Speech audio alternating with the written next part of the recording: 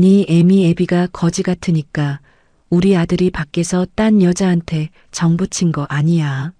너만 조용히 꺼져주면 니네 아빠 병원비 절반은 보태주마. 친정아빠 심장 수술비 2천만 원 때문에 무릎 꿇고 빌었던 그날 밤 시어머니가 협의이혼 서류 옆에 던진 거래였습니다. 어이가 없어서 말도 안 나오더라고요. 남편은 옆에서 내연녀 임신했다며 도장이나 찍으라고 무미건조하게 통보했고요. 저는 그 자리에서 결혼반지 빼서 서류 위에 던지고 빈 캐리어 하나 끌고 새벽 2시에 그 집을 나왔습니다. 그런데 딱 일주일 뒤 시댁이 풍비박산 나기 시작했어요. 시어머니한테서 부재중 전화 100통, 음성 메시지 12통이 하루 만에 쏟아지는데 저는 단 한 통도 받지 않았습니다.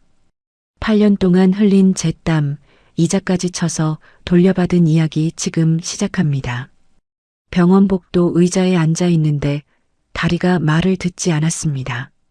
조금 전 진료실에서 들은 말이 머릿속을 빙빙 돌고 있었죠. 보호자분, 아버님 심장 혈관이 많이 막혀 있어서요.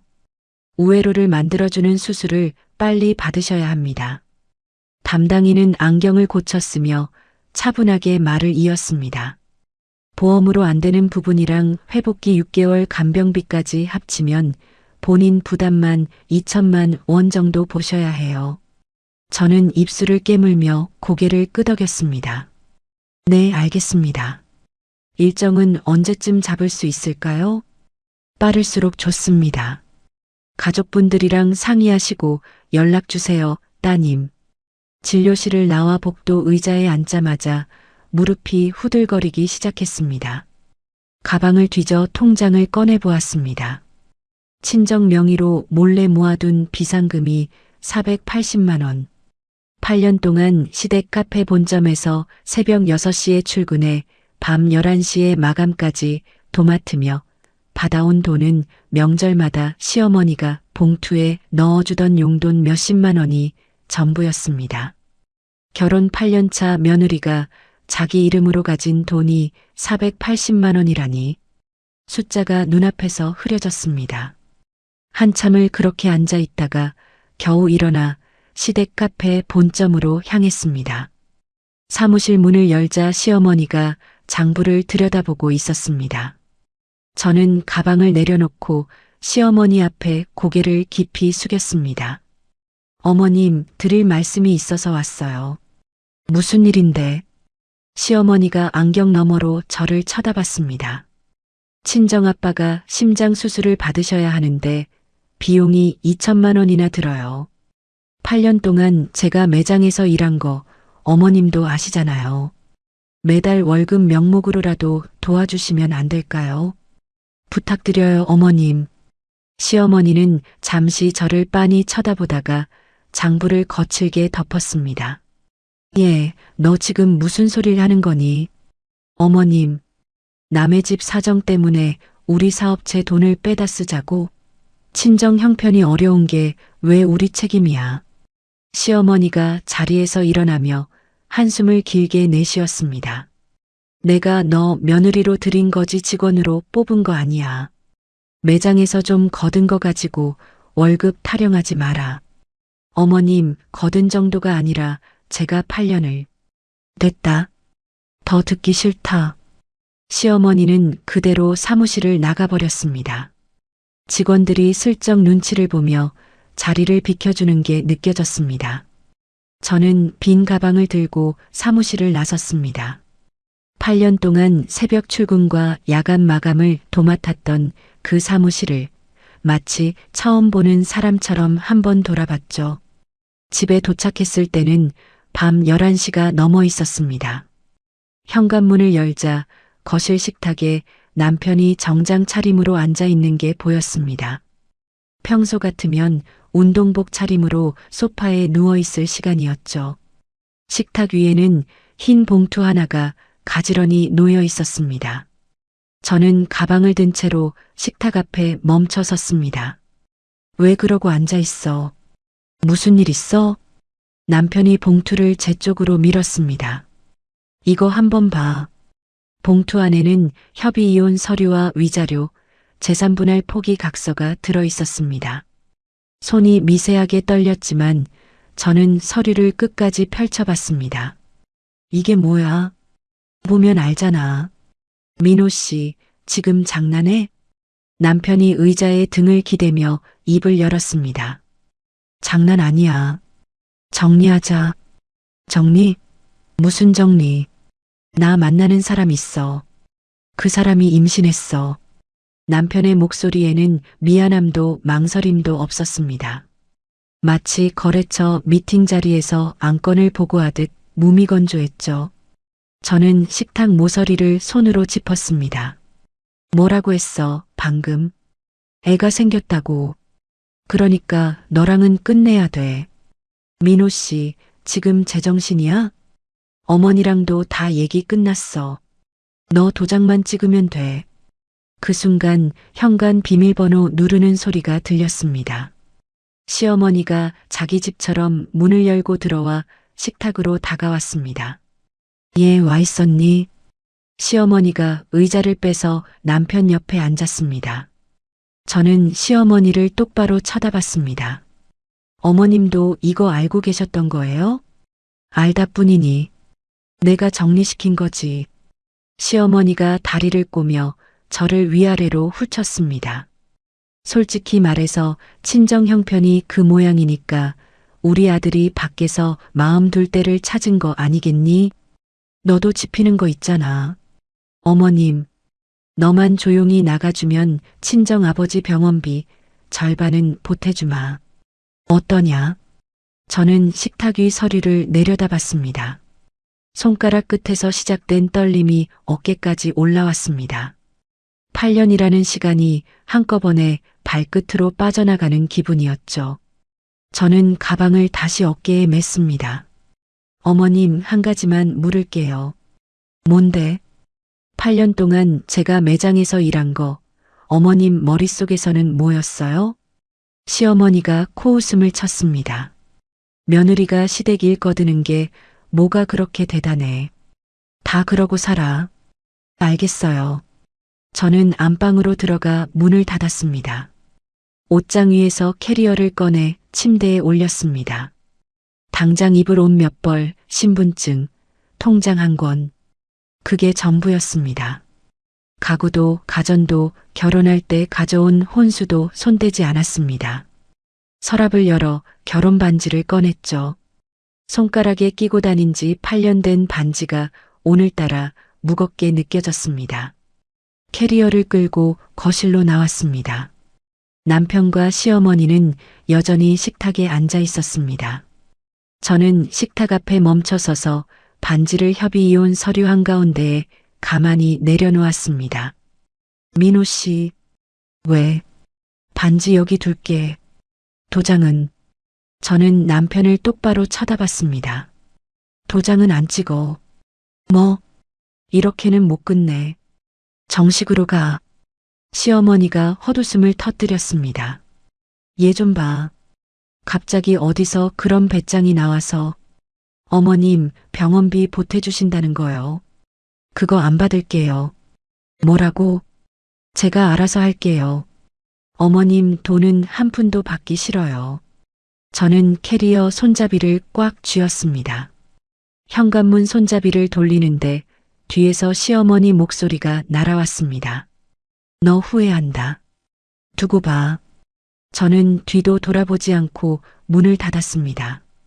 새벽 2시였습니다.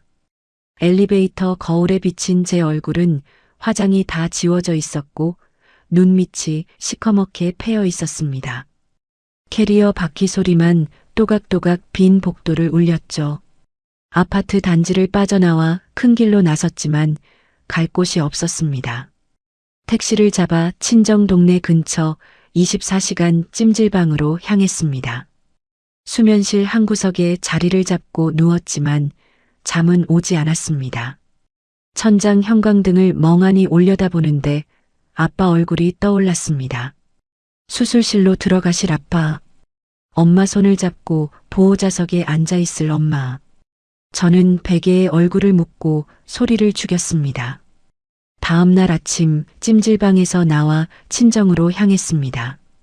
대문을 열고 들어가자 엄마가 마당에서 빨래를 널다가 저를 보고 멈췄습니다. 어머, 우리 딸 어쩐 일이야. 저는 캐리어를 얼른 등 뒤로 숨겼습니다. 그이가 출장 가서 잠깐 와 있으려고. 출장? 갑자기? 응, 한 달 정도. 회사 일 때문에. 엄마가 제 얼굴을 한참 들여다봤습니다. 저는 얼른 시선을 피하며 부엌으로 들어갔죠. 엄마, 내가 아침 차릴게. 아빠는? 안방에 계셔. 어제 약 드시고 좀 주무셨다. 저는 앞치마를 두르고 냉장고를 열었습니다. 밥을 안 치는데 손이 자꾸 떨렸습니다. 된장찌개를 끓이다 말고 화장실로 들어가 문을 잠갔죠. 수도꼭지를 틀어놓고 변기 위에 앉아 입을 손으로 막았습니다. 소리가 새어나가지 않게. 아빠한테는, 엄마한테는 절대로. 한참을 그렇게 있다가 세수를 하고 나왔는데 부엌 식탁 위에 따뜻한 보리차 한 잔이 놓여 있었습니다. 엄마는 거실 소파에 앉아 텔레비전만 보고 있었죠. 저는 보리차를 들고 엄마 옆에 앉았습니다. 엄마는 제 손등을 가만히 쓰다듬으며 입을 열었습니다. 우리 딸, 천천히 말해도 돼. 저는 보리찻잔을 두 손으로 꼭 쥐었습니다. 오후에 친정 근처 부동산을 돌았습니다. 보증금 300만 원에 월세 35만 원짜리 고시텔 방을 계약했습니다. 복도식 건물 4층, 창문 하나에 책상 하나, 침대 하나. 문을 닫으면 양팔을 다 벌리기도 어려운 좁은 방이었지만 제 이름으로 된 첫 번째 공간이었습니다. 캐리어를 한 구석에 세워두고 침대에 걸터 앉았습니다. 8년 만에 처음으로 누구의 며느리도 누구의 아내도 아닌 공간 안에 들어와 있다는 게 낯설었죠. 벽지를 한참 들여다봤습니다. 해가 다 지고 방 안이 어두워지도록 그렇게 앉아 있었습니다. 밤이 깊어 침대에 누웠는데 핸드폰이 진동했습니다. 남편이었습니다. 도장 언제 찍으러 올 거야? 마침표 하나 없는 짧은 문장. 저는 답장 대신 핸드폰 메모장을 열었습니다. 병원 원무가 번호를 찾아 저장하고 메모를 달았습니다. 수술비 분할 납부 상담. 화면을 끄고 천장을 올려다봤습니다. 내일 아침 9시에 원무과로 전화를 걸어야겠다고 그것만 생각했습니다. 다음 날 아침 9시 정각 원무과에 전화를 걸었습니다. 네, 원무과입니다. 안녕하세요. 환자 보호자인데요. 수술비 분할 납부 상담을 좀 받고 싶어서요. 성함이랑 환자분 정보 알려주시겠어요? 저는 또박또박 아빠 이름과 주민등록번호 앞자리를 불러줬습니다. 상담사는 잠시 자판 두드리는 소리를 내더니 차분하게 안내를 시작했습니다. 보호자분, 오후 2시에 사회복지팀 상담실로 와주시면 분할 납부 약정이랑 저소득층 의료비 지원 신청 같이 도와드릴 수 있어요. 네, 꼭 가겠습니다. 감사합니다. 전화를 끊고 노트를 펼쳤습니다. 비상금 480만 원, 큰이모님께 빌릴 수 있는 돈 얼마, 보험 약관에서 뺏을 수 있는 돈 얼마, 신용대출 한도 얼마. 숫자들을 한 줄씩 손글씨로 적어 내려갔죠. 칸을 메워가는 동안 손이 차분해지는 게 느껴졌습니다.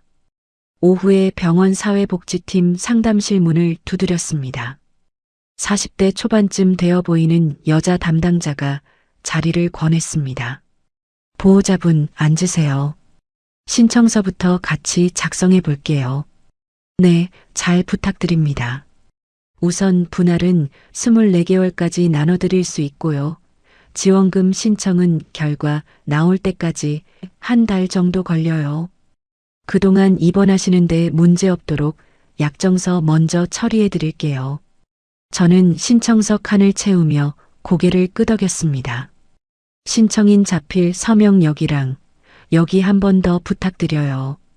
펜 끝이 종이에 닿는 순간 가슴 속 무언가가 조금 풀리는 기분이 들었습니다. 상담을 마치고 친정으로 돌아오자 엄마가 부엌에서 물을 썰고 있었습니다. 저는 엄마 옆에 가서 도마를 같이 잡았습니다.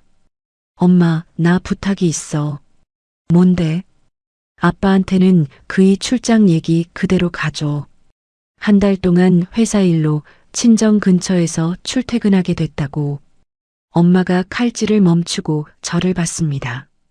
우리 딸, 아빠 수술 끝나고 회복하실 때까지만, 그때까지만 모르게 해줘, 엄마.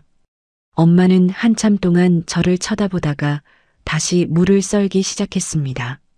알았다. 엄마가 입 다물게. 고마워. 근데 너 혼자 다 짊어지지 마라. 엄마가 모르는 척 해줄 뿐이지 진짜 모르는 거 아니야. 저는 그저 고개만 끄덕였습니다. 말을 더하면 또 울 것 같아서요. 집으로 돌아온 저녁 책상 서랍 깊은 곳에서 오래된 명함첩을 꺼냈습니다. 결혼 전 호텔 베이커리에서 일할 때 받았던 명함들이었죠. 먼지가 앉은 비닐 포켓을 한 장 한 장 넘기는데 익숙한 이름들이 눈에 들어왔습니다. 선임 셰프 한 분, 같이 일하던 동료 2명. 저는 핸드폰을 꺼내 짧은 메시지를 보냈습니다. 안녕하세요, 한지우예요. 오랜만에 연락드려서 죄송해요. 혹시 시간 되실 때 통화 한번 가능할까요? 답장은 다음날 오전에 왔습니다. 호텔 시절 같이 일하던 동료가 동네 베이커리 한 곳을 알려줬습니다. 오후 3시라는 이름의 작은 가게가 직원을 구한다고요. 저는 바로 전화를 걸어 면접 약속을 잡았습니다. 다음날 오전 10시 베이커리 문을 열고 들어가자 50대 후반쯤 되어 보이는 사장이 앞치마를 두른 채 진열대를 닦고 있었습니다. 안녕하세요. 면접 보러 왔어요. 한지우라고 합니다. 아, 오세요. 이력서 가져오셨죠? 사장은 카운터 옆 작은 테이블에 저를 앉히고 이력서를 한참 들여다봤습니다. 호텔에서 일하셨네요. 그것도 꽤 오래. 네, 결혼 전까지 7년 정도요. 근데 우리 가게는 너무 작아서요. 파티시의 자리는 이미 다 찼고. 저는 무릎 위에 손을 얹고 사장 말을 끝까지 들었습니다. 오픈 준비 보조 자리는 있어요. 새벽 4시에 나와서 반죽 잡고 5분 예열하는 거. 최저 시급이고. 할게요. 사장이 이력서에서 눈을 떼고 저를 봤습니다. 호텔 출신 손이 새벽 보조하기 아깝지 않아요? 아깝지 않아요. 일할 수 있게 해주세요. 사장은 잠시 저를 쳐다보다가 고개를 끄덕였습니다. 내일부터 나와요. 새벽 4시. 베이커리 문을 나서는데 다리에 힘이 풀려 잠깐 가로등을 잡고 섰습니다. 8년 만에 받아낸 일자리였습니다. 다음 날 새벽 3시 40분에 고시태를 나섰습니다. 가게 뒷문으로 들어가 앞치마를 두르고 반죽기 앞에 섰습니다. 밀가루 봉투를 끌어와 계량을 시작하는데 손이 미세하게 떨렸습니다. 8년 동안 시댁 카페에서 케이크 진열만 했지 직접 반죽을 잡아본 지 너무 오래였죠. 처음 30분은 손이 따로 노는 기분이었습니다. 그런데 2시간쯤 지나자 신기한 일이 벌어졌습니다. 손가락이 먼저 기억을 더듬어가기 시작했죠.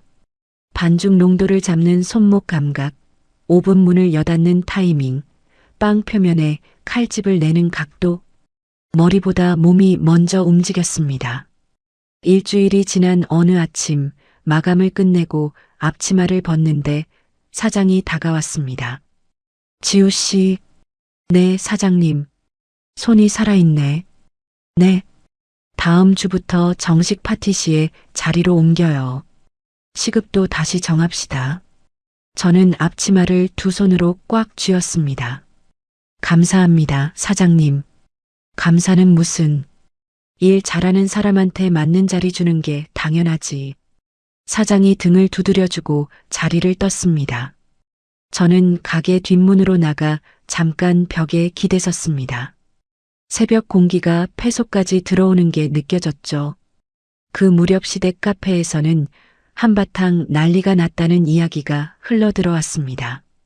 옛 동료 직원에게서 안부 전화가 왔거든요.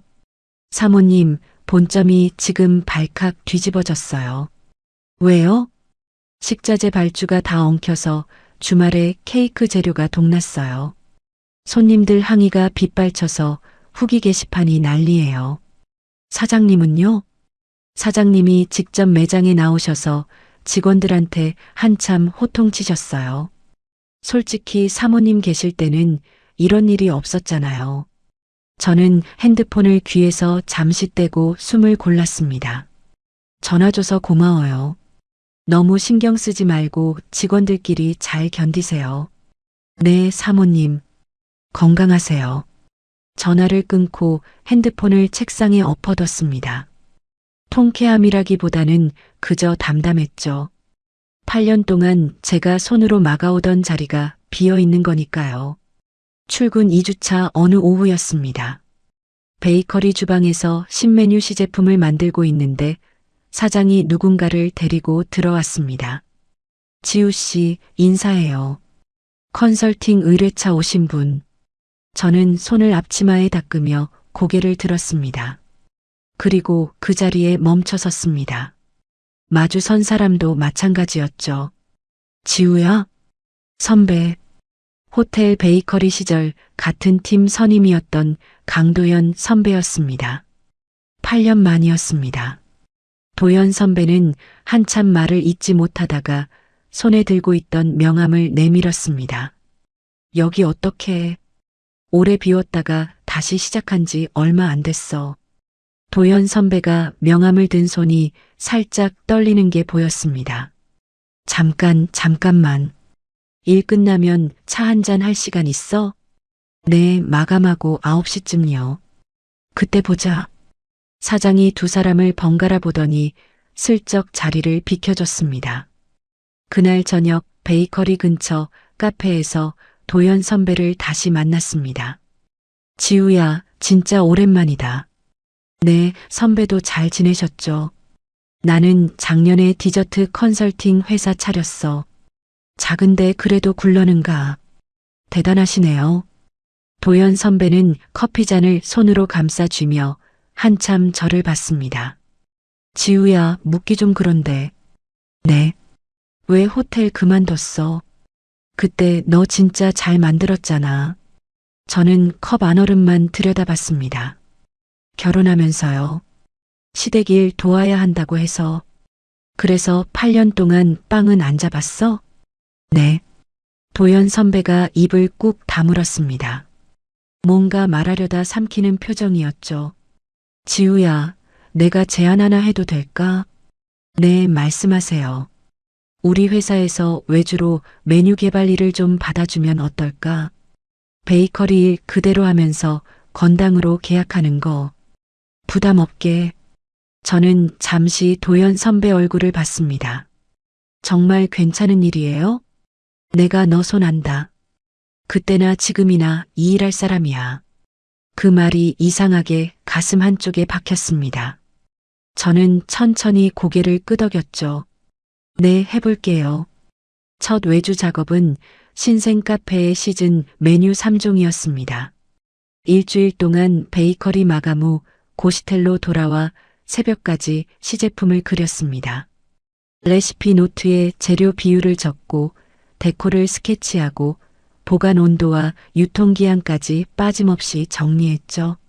납품을 마친 다음 날 도연 선배 회사에서 거래 명세서가 왔습니다. 한지우 귀하. 8년 만에 제 이름으로 받은 첫 거래 명세서. 저는 명세서를 한참 들여다봤습니다. 종이가 따뜻하게 느껴지는 게 이상했습니다. 며칠 뒤 도연 선배에게서 전화가 왔습니다. 지우야, 시간 있으면 사무실로 한번 와줄래? 무슨 일 있으세요? 와서 얘기하자.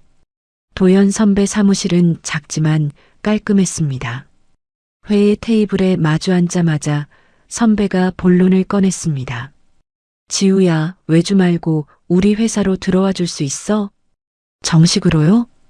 월 350만 원 고정에 성과급 별도, 4대 보험 다 들어가고. 저는 테이블 위에 손을 가만히 올려놨습니다. 선배, 저 지금 상황이 좀 복잡해요. 알아도 돼? 모르면 모르는 대로 좋고. 저는 잠시 망설이다가 입을 열었습니다. 이혼 절차 들어가야 해요. 도연 선배는 별다른 표정 변화 없이 고개를 끄덕였습니다. 그건 내일이야. 나는 네가 일할 수 있는 자리만 만들면 되고. 생각해보고 답 드려도 될까요? 이번 주말까지 줘. 사무실을 나서는데 핸드폰이 진동했습니다. 엄마였습니다. 우리 딸, 아빠 수술 날짜 잡혔다. 3주 뒤래. 응, 알았어, 엄마. 내가 병원 가서 다시 확인할게. 전화를 끊자마자 또 진동이 울렸습니다. 이번엔 남편이었습니다. 협의 이혼 안 할 거면 소송으로 갈 거야. 똑똑히 알고 있어. 저는 그 문자를 한참 들여다봤습니다. 손이 떨릴 줄 알았는데 떨리지 않았죠. 처음이었습니다. 남편 문자를 보고도 손이 멀쩡한 게. 그날 밤 고시텔 책상 앞에 앉아 노트를 펼쳤습니다. 도연 선배 회사로 옮기는 일정을 적어 내려갔습니다. 베이커리 사장님께는 2주 인수인계 기간을 약속드리고 다음 달 1일부로 출근. 펜을 내려놓고 의자에 등을 기댔습니다. 창밖으로 가로등 불빛이 비스듬히 들어와 책상을 비추고 있었죠. 내일은 베이커리 사장님께 먼저 말씀을 드려야겠다. 저는 그것만 생각하며 형광등을 껐습니다. 수술 전날 저녁 병원 5층 입원실 앞 간호 데스크에 섰습니다. 간호사가 서류 한 장을 내밀었습니다.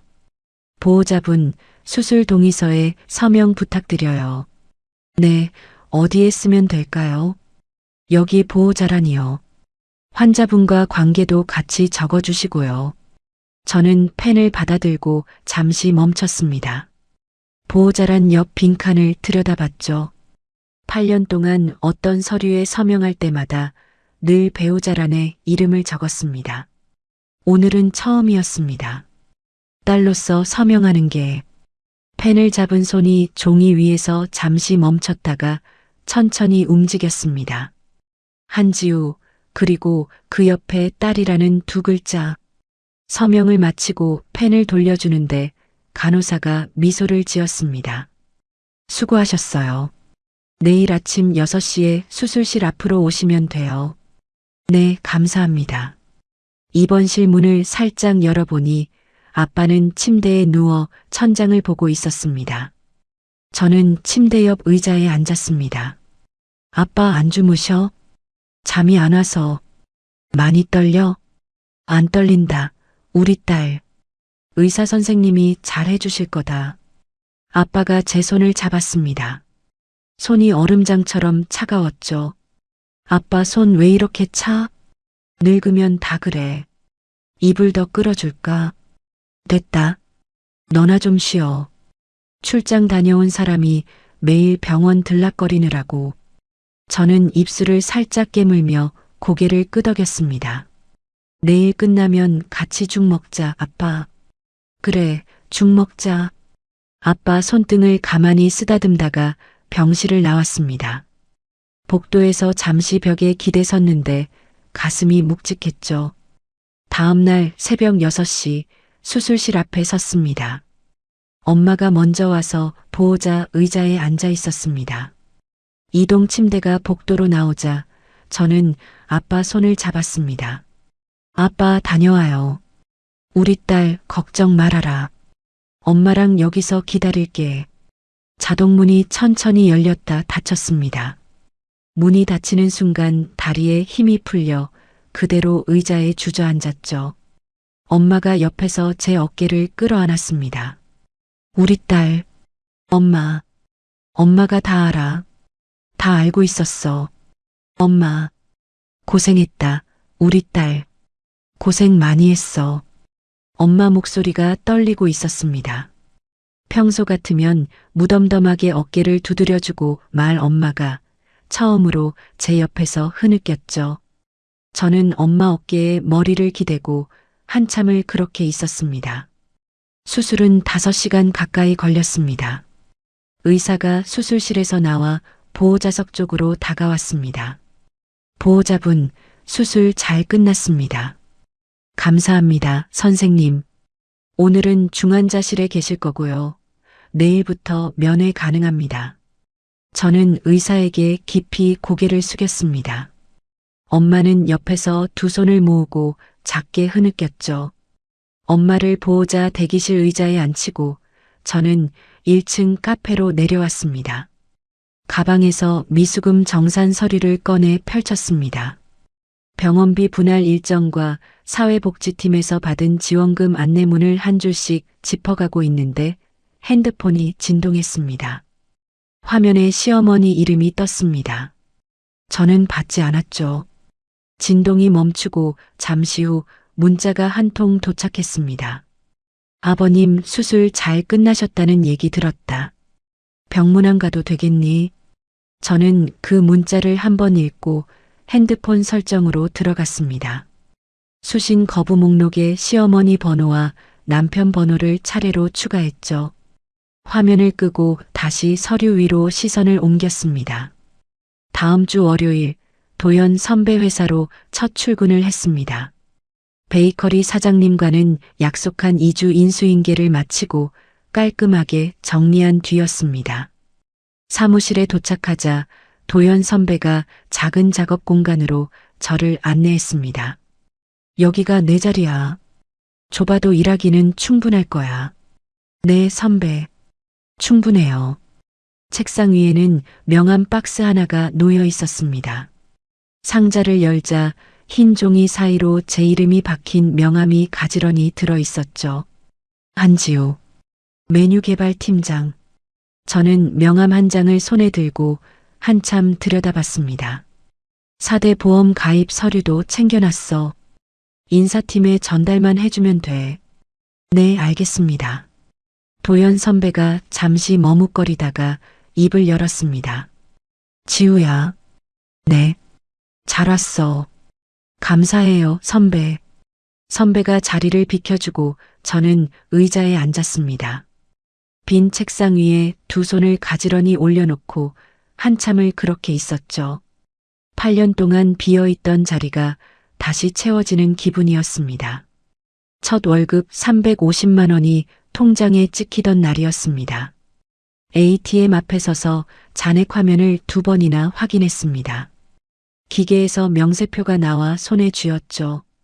저는 곧장 은행 창구로 가서 자동이체 신청서를 작성했습니다. 매월 절반은 병원비 분할금으로 나머지는 적금과 생활비 계좌로 나누어 보냈습니다.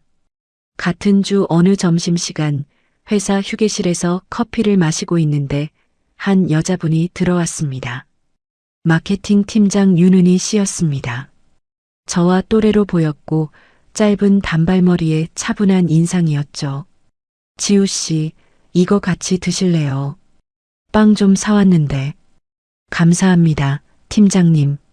같이 좀 앉아도 돼요? 네, 앉으세요. 은희 씨가 맞은편 의자에 앉으며 빵 봉지를 내려놨습니다. 메뉴 개발하시는 분이 빵 받으면 좀 그러시죠? 아니에요. 좋아해요. 다른 사람 빵. 은희 씨가 작게 웃었습니다. 저도 사실 디저트 좋아해서 이 회사 들어왔어요. 자식이 있어서 그런가 담궈보면 자꾸 손이 가요. 아, 아이가 있으세요? 네, 7살. 저 혼자 키워요. 저는 빵을 한 입 베어 물며 고개를 끄덕였습니다. 말이 자연스럽게 이어졌습니다. 자식 얘기, 회사 분위기, 도연 선배가 어떤 사람인지. 은희 씨는 말이 빠르지 않고 듣는 시간이 더 길었죠.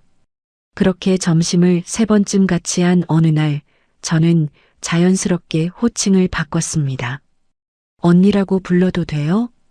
그럼요, 지우 씨. 그래주면 좋죠. 네, 은희 언니. 며칠 뒤 점심 회사 근처 작은 식당에서 비빔밥을 먹는데 은희 언니가 조심스럽게 입을 열었습니다. 지우 씨, 네, 언니. 제가 좀 주제 넘은 말해도 될까요? 하세요. 지우 씨 표정 보면 뭐 정리해야 할 일이 있는 것 같아서요. 저는 숟가락을 잠시 내려놨습니다. 티가 많이 나요? 제가 좀 알아요. 그쪽 일. 은희 언니가 가방에서 명함 한 장을 꺼내 슬쩍 밀었습니다. 제가 정리할 때 도움 많이 받았던 분이에요. 박 변호사라고. 언니, 부담 갖지 말고 한 번만 가봐요. 가서 얘기만 해봐도 머리가 좀 정리될 거예요. 저는 명함을 두 손으로 받아 가방에 넣었습니다. 그 무게가 작지 않았죠. 박 변호사 사무실은 회사에서 지하철 두 정거장 거리에 있었습니다. 40대 중반쯤 되어 보이는 남자 변호사가 저를 회의실로 안내했습니다. 지우 씨, 우선 편하게 앉으세요. 커피 한 잔 드릴게요. 감사합니다. 저는 미리 정리해온 자료 봉투를 테이블에 올렸습니다. 8년치 출퇴근 기록, 시댁 카페에서 만든 메뉴 노트, 직원 교육 자료, 식자재 발주 내역. 박 변호사가 봉투를 열어 자료를 한 장씩 넘기기 시작했습니다. 이걸 다 직접 정리하신 거예요? 네, 일하면서 메모해 두던 거예요. 지우 씨, 박 변호사가 안경을 고쳤으며 저를 봤습니다. 이 정도면 위자료뿐만 아니라 재산 분할에서도 충분히 다툴 만해요. 정말요? 가족 사업이라고 해도 며느리 무급 노동을 8년 입증할 자료가 이렇게 정리된 경우는 드물어요. 저는 두 손을 무릎 위에 가만히 모았습니다. 근데 변호사님, 저 솔직히 말씀드릴게요. 착수금 한 번에 못 드려요. 그건 천천히 의논합시다. 분할로 받아도 돼요. 박 변호사가 자료를 다시 봉투에 정리하며 말을 이었습니다. 우선 급한 건 남편분이 보낸 협박성 문자랑 외도 증거예요. 흥신소 같은 데 맡기지 마시고 합법적인 방법으로 모아야 해요. 제가 단계별로 안내해 드릴게요. 네, 변호사님 말씀대로 할게요. 잘 결정하셨어요, 지우 씨. 상담을 마치고 사무실 건물 1층 로비로 내려왔습니다. 엘리베이터 문이 열리는데 마주 선 사람이 저를 알아보고 멈췄습니다. 50대 후반쯤 되어 보이는 남자, 시댁 카페 가맹점주 중 한 분이었습니다. 매년 본사 행사에서 인사를 나누던 분이었죠. 사모님, 어머, 점주님. 사모님, 진짜 사모님 맞으시죠?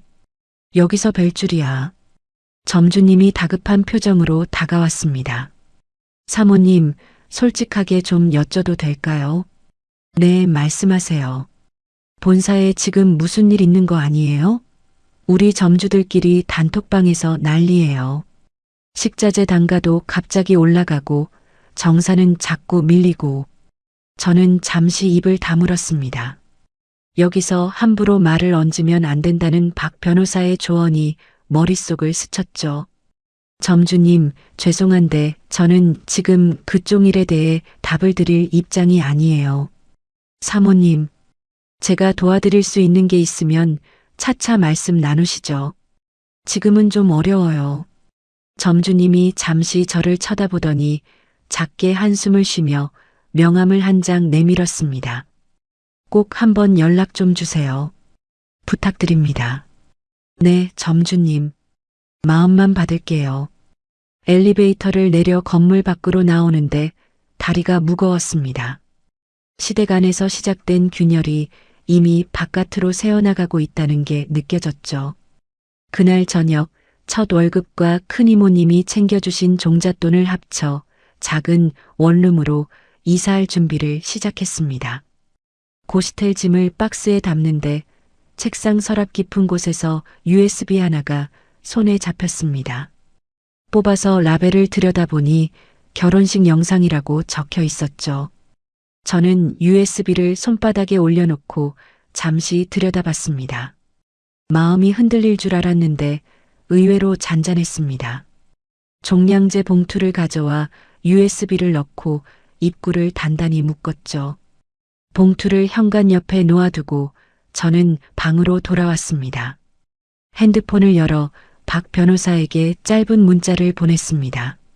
변호사님, 다음 주 중에 시간 한 번 더 내주세요. 본격적으로 진행해 보고 싶어요. 답장은 금방 왔습니다. 네, 지우 씨. 화요일 오후 3시 어떠세요? 좋아요. 그때 뵐게요. 핸드폰을 책상에 내려놓고 천장을 잠시 올려다봤습니다. 이제 진짜 시작이구나. 말 대신 그 한 줄이 머릿속을 지나갔습니다. 가맹점주를 로비에서 마주친 지 일주일이 지났을 무렵 그 점주님에게서 전화가 걸려왔습니다. 사모님, 잠깐 차 한 잔만 나눠주실 수 있을까요? 정말 짧게요. 점주님, 어디서 뵐까요? 회사 근처로 제가 가겠습니다. 시간만 정해주세요. 저는 박 변호사에게 먼저 사정을 알린 뒤 다음 날 점심시간에 만나기로 약속을 잡았죠. 회사 2블록 옆 작은 카페에 점주님이 먼저 와 앉아 있었습니다. 자리에 앉자마자 점주님은 손을 비비며 말을 꺼냈습니다. 사모님, 솔직히 말씀드릴게요. 본사가 2달 사이에 식자재 단가를 20% 올렸어요. 20%요? 그리고 정산도 한 달씩 자꾸 밀려요.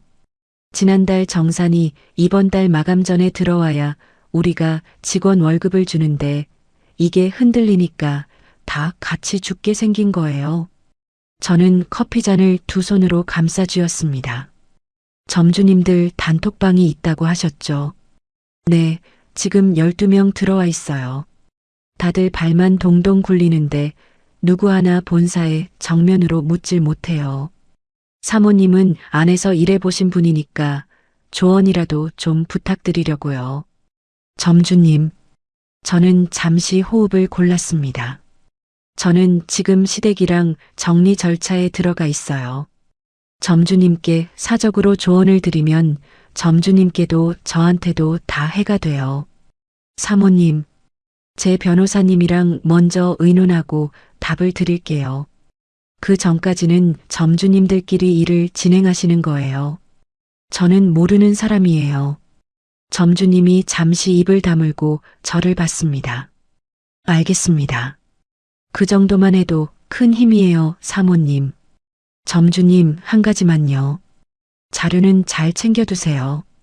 단가 인상 공문, 정산 지연 내역, 본사가 보낸 문자 같은 거. 무슨 일이 생기더라도 그게 점주님들 지키는 거예요. 점주님이 천천히 고개를 끄덕였습니다. 그날 오후 박 변호사 사무실로 곧장 향했습니다. 회의실에 마주 앉자 박 변호사는 안경을 고쳤으며 펜을 들었죠. 지우 씨, 결론부터 말씀드릴게요. 가맹점주분들이랑은 절대 직접 만나지 마세요. 네, 변호사님. 그분들이 본사를 상대로 분쟁을 시작하면 그 자체가 우리 재산분할 소송에서 시댁 카페가 부실하게 굴러갔다는 정황 증거가 돼요. 그래서 더 거리를 둬야 한다는 거죠. 맞아요. 지우 씨가 그쪽에 한마디라도 얹으면 저쪽 변호사가 지우 씨를 분쟁 배우로 몰아갈 수 있어요. 박 변호사가 펜으로 메모지를 톡톡 두드리며 말을 이었습니다. 가만히 계세요. 그게 지금 지우 씨가 할 수 있는 가장 강한 일이에요. 네, 변호사님 말씀대로 할게요. 그 주 주말이었습니다. 도연 선배 회사가 진행한 프랜차이즈 메뉴 리뉴얼 시연회가 호텔 연회장에서 열렸습니다. 저는 흰 가운을 입고 시연 테이블 옆에 섰죠. 제가 개발한 시그니처 디저트가 차례로 시식대에 올라갔습니다. 클라이언트 측 임원 5명이 한 입씩 맛본 뒤 서로 눈빛을 주고받았습니다. 가장 연배가 있어 보이는 분이 입을 열었죠. 이 메뉴 누가 만든 거예요? 도연 선배가 저를 가리키며 답했습니다. 여기 우리 한지우 팀장이 개발했습니다. 만장일치예요. 이 5종 그대로 갑시다. 제 옆에 서 있던 도연 선배가 작게 한숨을 내쉬며 미소를 지었습니다. 고생했어, 지우야. 감사해요, 선배. 다음 주 월요일 통장에 성과급 200만 원이 찍혔습니다. ATM 앞에서 잔액을 3번이나 확인했죠. 명세표를 손에 쥐고 사무실로 돌아오는데 회사 입구에서 은희 언니가 손을 흔들었습니다.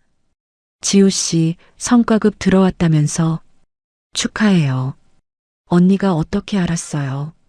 선배가 임원회의에서 한참 자랑하던데요.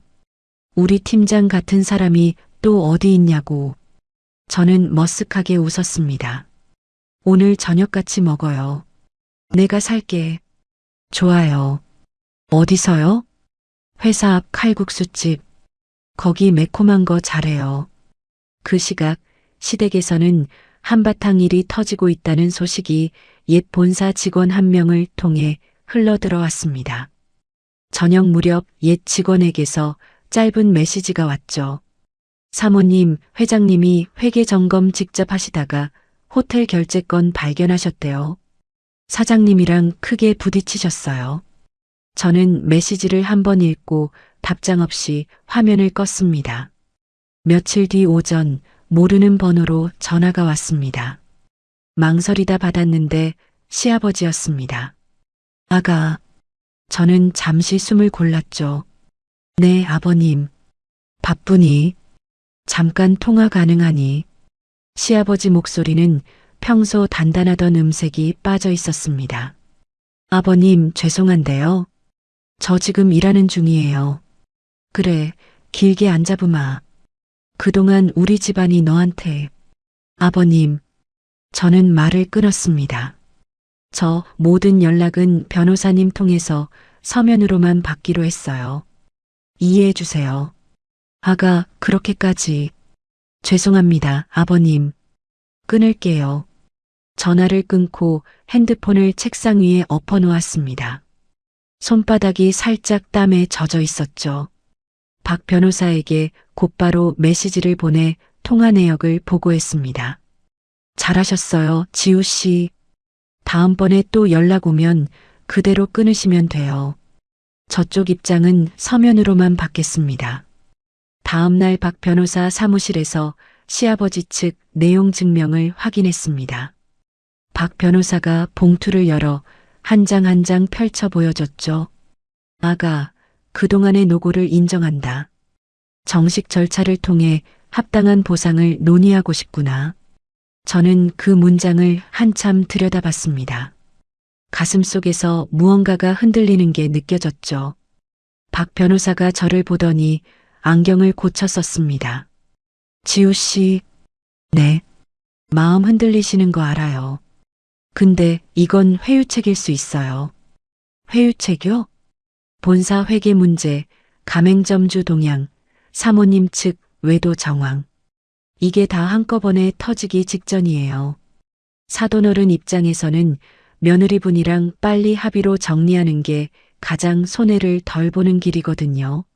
아, 법정에서 만나는 게 가장 안전해요. 정마음이 쓰이시면 그 마음은 마음대로 두시고 절차는 절차대로 가셔야 돼요. 저는 두 손을 무릎 위에 모으며 천천히 고개를 끄덕였습니다. 네, 변호사님. 알겠어요. 며칠 뒤 일반 병실로 옮긴 아빠를 보러 갔습니다. 병실 문을 열자 큰 이모가 침대 옆 의자에 앉아 아빠와 이야기를 나누고 있었죠. 우리 조카 왔니? 큰 이모 오셨어요. 큰 이모가 자리에서 일어나 제 손을 잡았습니다. 지우야, 잠깐 복도 좀 나가자.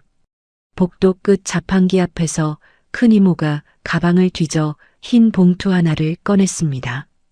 이거 받아라. 이게 뭐예요, 이모? 내 이모부랑 의논해서 모은 거다. 1,000만 원 들어있다. 저는 봉투를 두 손으로 받지 못하고 잠시 멈췄습니다. 이모, 저 이거 못 받아요. 받아. 이모, 제가 이제 일도 하고 있어서요. 어떻게든. 지우야. 큰 이모가 제 손에 봉투를 단단히 쥐어주며 저를 봤습니다. 내 엄마가 너 시집 보낼 때 내가 신부 화장 곱게 시켜서 보냈잖아. 그때 약속한 게 있어. 우리 조카 힘들면 내가 옆에서 손 잡아준다고. 이모. 그러니까 받아라. 이건 도움이 아니라 그때 한 약속이다. 저는 봉투를 가슴에 안고 그 자리에서 소리내어 울었습니다. 큰 이모가 등을 토닥였죠. 복도를 지나가던 간호사 한 분이 잠시 멈췄다가 자리를 비켜줬습니다. 병원에서 돌아오는 길에 박 변호사 사무실에 들러 착수금 잔액을 결제했습니다. 집으로 가는 지하철 안에서 통장 잔액을 확인했죠. 남은 금액으로 작은 원룸 이사를 마무리할 수 있을 만큼은 됐습니다. 이사 첫날 밤, 텅 빈 원룸 한가운데 박스 위에 앉아 노트를 펼쳤습니다. 펜을 들고 천천히 한 줄을 적었습니다. 이제 진짜 시작이다. 종이 위 잉크가 마르는 동안 잠시 그 줄을 들여다봤죠. 같은 시각, 시댁에서는 시아버지와 시어머니의 갈등이 본격적으로 새어나오고 있었습니다. 옛 본사 직원이 또 짧은 메시지를 보내왔죠. 사모님, 두 분이 따로 출근하시기 시작했어요. 사장님은 본점 매장이랑 한참 거리 두고 회장님은 사무실에 박혀 계세요. 직원들 분위기가 살얼음 판이에요. 저는 메시지를 한번 읽고 답장 없이 화면을 껐습니다. 그날 밤 11시쯤 은희 언니에게서 전화가 왔습니다. 지우 씨, 자요? 아니요, 언니. 아직 안 자요. 내일 일 하나 알려주려고. 가맹점 주분들이 본사 앞에서 1인 시위한대요. 1인 시위요? 네, 7명. 자영업 유튜브 채널 2곳에서 현장 취재 예고했고요. 자영업자 카페에도 글이 올라와 있어요. 언니가 어떻게 그걸? 우리 회사 클라이언트 중에 자영업 쪽 일하는 분이 있어요. 거기서 흘러 들어왔어요. 저는 잠시 침묵했죠. 언니, 알려줘서 고마워요. 내일 일 마치고 변호사님이랑 일정 한번 정리해요. 협의 이혼 거부 의사도 정식으로 통보해야 할 때 같아요. 네, 그렇게 할게요. 전화를 끊고 박 변호사에게 짧은 메시지를 남겼습니다. 변호사님, 내일 본사 앞에서 가맹점 주분들 1인 시위 있다고 합니다. 다음 주 협의 이혼 거부 통보 일정 잡고 싶어요. 답장은 금방 왔죠. 네, 지우 씨. 내일 오전 상황 보면서 같이 일정 정리합시다. 핸드폰을 베개 옆에 두고 자리에 누웠습니다. 박스로 가득한 방 천장이 낯설었지만 이상하게 마음은 차분했죠. 내일 본사 앞 풍경이 머릿속에 잠시 떠올랐다 사라졌습니다. 저는 눈을 감고 손등으로 이마를 가만히 덮었습니다. 다음 날 오전 9시쯤이었습니다. 회사 사무실에서 메뉴 스케치를 그리고 있는데 은희 언니가 노트북을 들고 제 자리로 다가왔습니다. 지우 씨, 영상 올라왔어요. 벌써요? 실시간으로 올라오고 있어요. 한번 봐요. 언니가 모니터를 제 쪽으로 돌려줬습니다. 화면 속에는 시댁 카페 본사 앞 인도의 점주님 7분이 피켓을 들고 한 줄로 서 있었습니다. 피켓에는 굵은 글씨로 본사는 정산을 책임져라. 당가 인상 즉시 철회하라고 적혀 있었죠. 영상 아래 댓글이 빠르게 올라오고 있었습니다. 저 브랜드 자주 가는 곳인데 충격이다. 이런 일이 있었구나. 앞으로는 안 가야겠다. 언니가 키보드를 두드려 다른 창을 열었습니다. 여기 좀 보세요. SNS 평점. 화면에 시댁 카페 본사 페이지가 떠 있었습니다. 평점 별이 4.2에서 어제부터 빠르게 떨어지더니 그 자리에서 2.8까지 내려갔죠. 하루 만에 이렇게 빠지면 회복 거의 못해요. 언니, 지우 씨는 가만히 있어요. 우리는 우리 일만 하면 돼요. 저는 노트북에서 시선을 떼고 다시 스케치 노트로 눈을 돌렸습니다. 연필을 잡은 손에 힘을 주는데 핸드폰이 진동했습니다. 화면을 보니 시어머니였습니다. 받지 않고 화면을 엎어뒀죠. 5분 뒤 또 진동, 10분 뒤 또 진동. 점심시간이 되기 전까지 시어머니에게서 부재중 전화가 24통이 쌓였습니다. 저는 핸드폰 무음 모드로 돌리고 점심을 먹으러 나갔죠. 오후 3시 책상으로 돌아와 핸드폰을 확인했습니다. 음성 메시지 12통, 부재중 전화 100통이 넘었습니다. 녹음된 음성 메시지를 한 통만 눌러봤죠. 지우야, 한 번만 보자. 응? 다 풀어보자. 한 번만 만나서. 어머니가 잘못한 거 있으면 사과할게, 아가. 목소리가 떨리고 있었습니다. 평소 같으면 절대 듣지 못했을 톤이었죠. 저는 다음 메시지로 넘기지 않고 그대로 화면을 껐습니다. 답장도 회신도 하지 않았습니다. 박 변호사 사무실로 향한 건 그날 저녁이었습니다. 회의실에 마주 앉자 박 변호사가 서류 한 묶음을 테이블 위에 펼쳤습니다. 지우 씨, 결정해야 할 시간이에요. 네, 변호사님. 협의 이혼 안 한다는 입장 정식으로 통보하고 우리는 이혼 소송으로 갑니다. 소장 초안 한번 같이 봐요. 박 변호사가 한 장씩 짚어가며 설명을 이어갔습니다. 이혼 사유는 2가지로 정리했어요. 첫째, 남편 측 부정행위. 둘째, 시댁의 부당한 가사노동 착취. 2번째 사유도 가능해요? 가능해요. 지우 씨가 정리해 주신 8년치 자료가 있으니까요. 그게 핵심이에요. 저는 소장 초안을 한 줄씩 천천히 읽었습니다. 제가 8년 동안 매장에서 한 일이 글자로 차근차근 적혀 있었죠. 8년 동안 한 번도 누구에게도 인정받지 못한 일이 처음으로 종이 위에서 형태를 갖추는 순간이었습니다. 변호사님, 이대로 진행해 주세요. 네, 다음 주 월요일에 가정법원에 접수할게요. 박 변호사가 펜을 내려놓고 저를 봤습니다. 지우 씨, 한 가지 더요. 남편분 쪽에서 곧 직접 연락 올 거예요. 회유든 협박이든. 어떻게 해야 돼요? 받으세요. 단 제가 사무실에 와 계실 때만요. 통화 녹음동에 받으시고 자연스럽게 외도랑 임신 사실 인정 발언 끌어내시면 돼요. 제가 할 수 있을까요? 하실 수 있어요. 8년 동안 매장 운영하신 분이에요. 저는 작게 고개를 끄덕였습니다. 소장이 가정법원에 접수된 다음 날 오후였습니다. 박 변호사 사무실 회의실에 앉아 핸드폰을 책상 위에 올려뒀습니다. 박 변호사는 맞은편에 앉아 펜을 들고 메모지를 펼치고 있었죠. 핸드폰이 진동했습니다. 남편이었습니다. 박 변호사가 작게 고개를 끄덕였습니다. 저는 통화 버튼을 누르고 스피커폰으로 전환했죠. 여보세요. 지우야. 남편이 처음으로 제 이름을 부른 게 8년 만이었습니다. 저는 책상 모서리를 손가락으로 가만히 짚으며 입을 열었죠.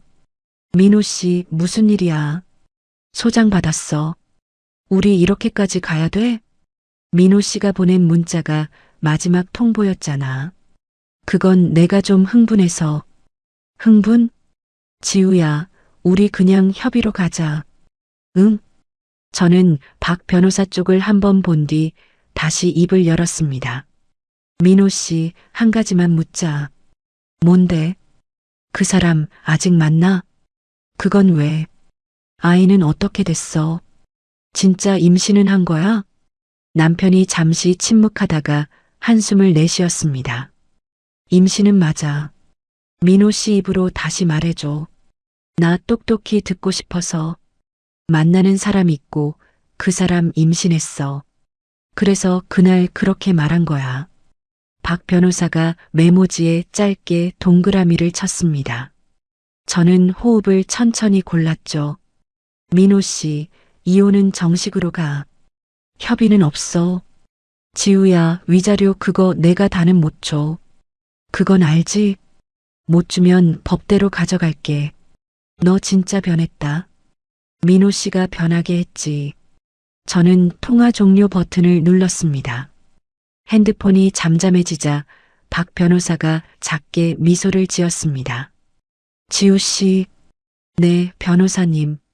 이 정도면 위자료 협상에서 우리가 주도권줍니다. 정말요? 본인 입으로 외도랑 임신 사실 인정한 녹취 확보됐어요. 다른 증거 없이도 이거 하나로 충분해요. 저는 손등으로 눈가를 한번 닦았습니다. 박 변호사가 자리에서 일어나며 종이컵에 물을 따라 건넸죠. 한 모금 드세요. 물이 따뜻했습니다. 그 시각 시댁에서는 일이 한꺼번에 무너지고 있었다는 소식이 옛 본사 직원을 통해 흘러 들어왔습니다. 며칠 뒤 직원이 짧은 음성 메시지를 보냈죠. 사모님, 회계 감사 결과 나왔어요. 본부장님이랑 그 여자분이 지난 1년 동안 본사 법인카드로 쓴 게 8,400만 원이래요. 저는 메시지를 2번 들었습니다. 이어지는 소식들이 차례로 흘러 들어왔죠. 시아버지가 아들을 본사에서 해임했다. 그 여자는 다음날 SNS와 연락처를 모두 정리하고 잠적했다. 남편은 일자리와 내연녀를 동시에 잃은 채 시댁 본가로 돌아갔지만 시어머니마저 카드를 끊어버렸다. 저는 그 모든 이야기를 박 변호사에게만 보고하고 다른 누구에게도 입을 열지 않았습니다. 며칠 뒤 도연 선배가 사무실로 저를 불렀습니다. 회의 테이블에 마주 앉자 선배가 차분하게 입을 열었죠. 지우야, 너한테 먼저 말해야 할 일이 있어. 무슨 일이세요, 선배? 가맹점주 연합 쪽에서 우리 회사에 컨설팅 의뢰가 들어왔어. 새 브랜드 만드는 일이래. 저는 잠시 숨을 골랐습니다. 시댁 카페 점주분들이요? 맞아. 지우야, 윤리적으로 문제 안 되게 처리하고 싶어. 네가 부담스러우면 너 빼고 진행할게. 결정 네가 해. 저는 도연 선배 얼굴을 한참 봤습니다. 선배의 눈빛은 흔들림이 없었죠. 선배, 며칠만 생각해 볼게요. 그래, 천천히 결정해. 그날 저녁 원룸으로 돌아와 노트를 펼쳤습니다. 한 줄씩 적어 내려갔죠. 이 일은 시댁을 무너뜨리는 일인가, 새로운 브랜드를 만드는 일인가. 점주님들은 시댁이 아니다. 그분들은 8년 동안 본사 정산에 의존해 살아온 사람들이다. 내가 빠진다고 그분들의 분쟁이 멈추지 않는다. 펜을 내려놓고 천장을 잠시 올려다봤습니다. 다음 날 출근하자마자 도연 선배 자리로 갔습니다. 선배, 결정했어요. 어떻게? 같이 갈게요. 이건 시댁을 무너뜨리는 일이 아니라 새로운 브랜드를 만드는 일이에요. 도연 선배가 잠시 저를 봤습니다. 잘 결정했어, 지우야. 근데 한 가지만요. 뭐? 개인 감정으로 일하지 않을게요. 점주님들 입장에서, 손님들 입장에서만 만들게요. 그래, 그렇게 가자. 그날 저녁 아빠가 퇴원해 친정으로 돌아오는 날이었습니다. 병원에서 친정까지 모시고 와 거실 소파에 앉혀드린 뒤 엄마가 죽을 한 그릇 차렸죠. 저는 아빠 옆에 앉아 무릎 담요를 다리에 덮어드렸습니다. 아빠, 답답하지 않아? 괜찮다. 집이 제일 좋다. 엄마가 죽 끓이셨어. 좀 식혀서 드시자. 아빠가 죽을 한 숟갈 떠 입에 넣다가 숟가락을 잠시 내려놓았습니다. 우리 딸. 응, 아빠. 내가 지금 묻는 거 좀 그러면 그냥 대답 안 해도 돼. 뭔데, 아빠? 아빠가 저를 잠시 쳐다봤습니다. 그 사람이 너한테 어떻게 한 거냐? 저는 손에 들고 있던 숟가락을 식탁에 가만히 내려놓았습니다. 아빠, 내 엄마가 며칠 전에 살짝 비쳤어. 다는 안 들었다. 네가 직접 말해야 할 것 같아서. 저는 잠시 무릎 위에 손을 모았습니다. 8년 동안 누구에게도 다 꺼내지 못했던 이야기였죠. 아빠, 다 얘기할게. 천천히 해. 저는 천천히 입을 열었습니다. 8년 동안 새벽에 출근해 야간에 마감했던 일. 명절 용돈 외에 단 한 번도 월급을 받아본 적이 없는 일. 수술비 부탁을 거절당한 그날 밤 식탁 위에 놓여있던 협의이혼 서류. 위자료 절반 보태줄 테니 나가달라는 시어머니의 말. 결혼 반지를 식탁 위에 두고 새벽 2시에 캐리어 하나 끌고 나온 그 길. 말하는 동안 아빠는 한 번도 말을 끊지 않았습니다. 엄마는 부엌 입구에 서서 행주를 두 손으로 꼭 쥐고 있었죠. 이야기가 다 끝나고 거실에 잠시 침묵이 흘렀습니다. 아빠는 한참을 천장만 올려다봤죠. 그리고 제 손을 두 손으로 꼭 잡았습니다.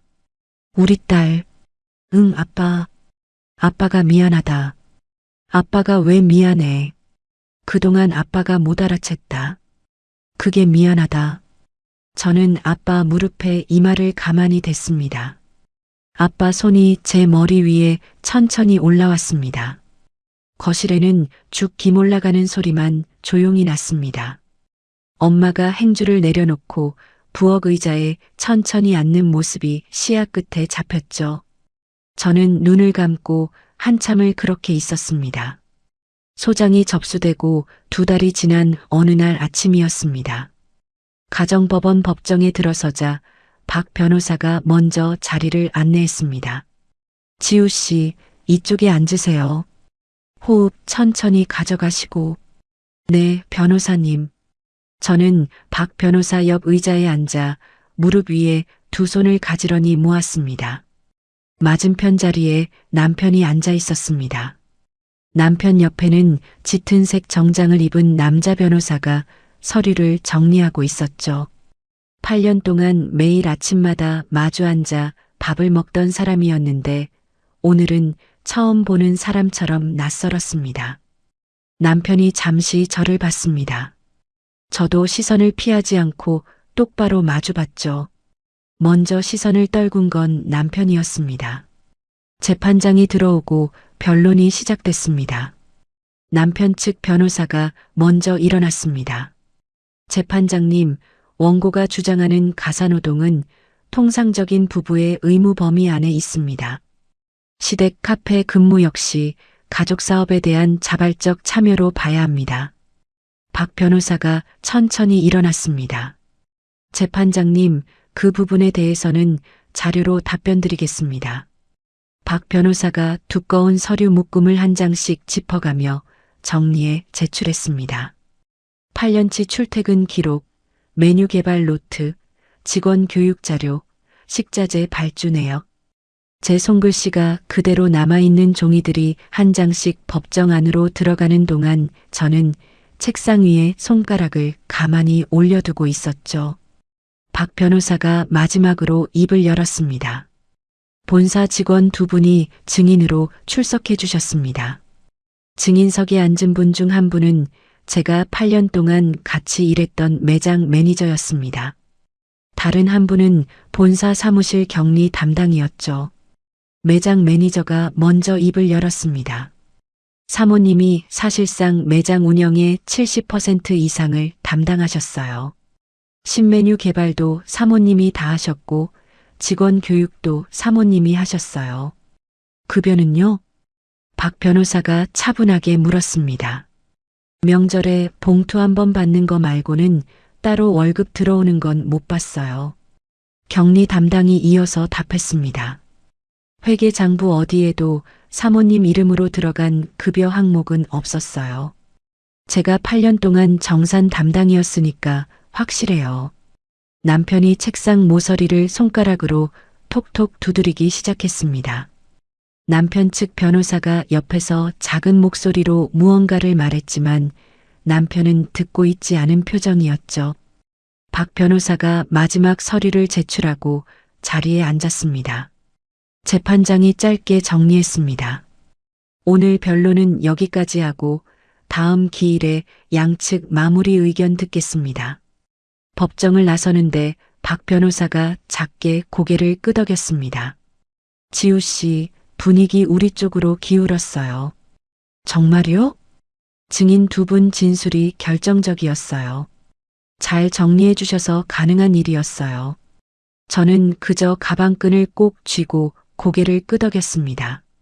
법원 정문을 향해 걸어 나오는데 정문 옆 화단 쪽에서 누군가 다가왔습니다. 시어머니였습니다.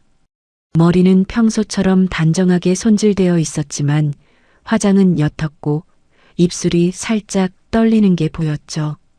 예. 저는 그 자리에서 멈췄습니다. 박 변호사가 한 걸음 뒤로 빠지며 시아버지를 향하던 발걸음을 잠시 늦췄습니다. 시어머니가 다가와 제 팔을 잡았습니다. 잠깐만. 본가로 가자. 가서 다 풀어보자. 응? 어머님, 네가 받은 상처는 내가 다 알아. 내가 그동안 잘못한 거 인정할게. 그러니까 한 번만 본가로 가자. 저는 시어머니 손이 닿은 제 팔을 잠시 내려다봤습니다. 8년 동안 한 번도 잡혔던 적이 없는 손이었죠. 이렇게 매달리듯 잡힌 것도 처음이었습니다. 저는 시어머니 손을 천천히 떼어냈습니다. 어머님, 예. 저는 본가로 안 가요. 그동안 잘못하셨다는 말씀은요. 어머님 마음 안에서 정리하시면 돼요. 저한테 풀러 오시는 거 아니에요. 시어머니가 잠시 입을 다물고 저를 봤습니다. 너 진짜 이렇게 끝까지 갈 거니? 네, 끝까지 갈 거예요. 법정에서 만나요, 어머님. 저는 등을 돌렸습니다. 뒤에서 시어머니가 무언가 더 말하려는 목소리가 들렸지만 박 변호사가 자연스럽게 사이를 가로막아줬죠. 법원 정문을 빠져나오자 도연 선배 차가 길가에 세워져 있었습니다. 선배가 운전석 창문을 내리며 손을 흔들었죠. 지우야, 타. 오늘 저녁에 1호점 오픈 행사야. 잊지 않았지. 잠깐만요, 선배. 숨 좀 고르고. 저는 차 옆에 잠시 서서 호흡을 가다듬었습니다. 박 변호사가 등 뒤에서 작게 말했죠. 가세요, 지우 씨. 오늘은 일하는 게 약이에요. 오후 6시 가맹점주 연합의 새 브랜드 1호점 오픈 행사가 시작됐습니다. 매장 이름은 오후의 정원이었습니다.